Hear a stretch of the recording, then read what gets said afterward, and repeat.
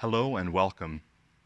You've probably noticed that when a child wants something from their parents, they'll try and get their parents to promise to give them this thing. Promises, of course, are very important. They're a source of hope for us that that person who says they'll do something for us will actually follow through with it. During this time of the pandemic, we're in great need of hope. It's important for us, therefore, during this time to remind ourselves of the promises that God made us through Jesus. These promises can inspire us with hope at this time.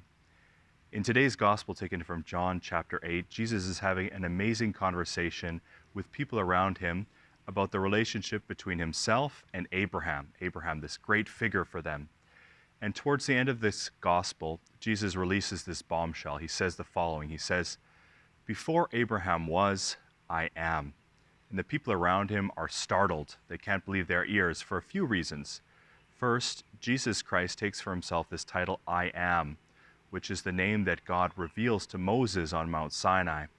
Also, Jesus Christ says that he is before Abraham, not only in time, that he existed with God eternally, but Jesus Christ is before Abraham in the sense that he is more important than Abraham, more fundamental than Abraham.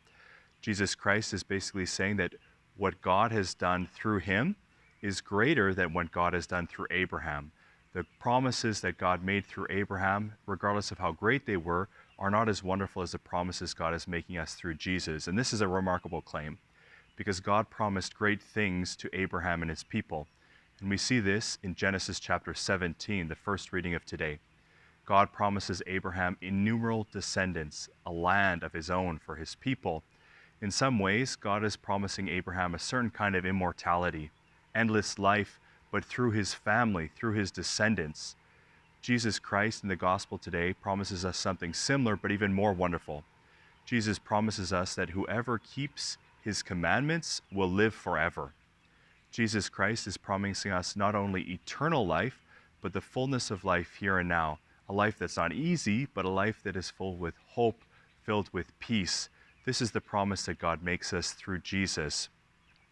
Like any promise, we want to know that that person is going to follow through with it. How can we be sure that God is going to fulfill this promise to us? Well, we get the assurance of this promise in the resurrection of Jesus.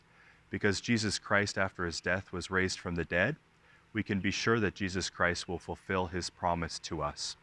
Promises are a source of hope. During this time of the pandemic, when we need hope, let us remind ourselves of this great promise that God has made us through Jesus, that we will experience life, not only in the next world, but also here and now, a fullness of life, filled with peace, filled with hope. Let us remind ourselves of these promises today. God bless you and take care.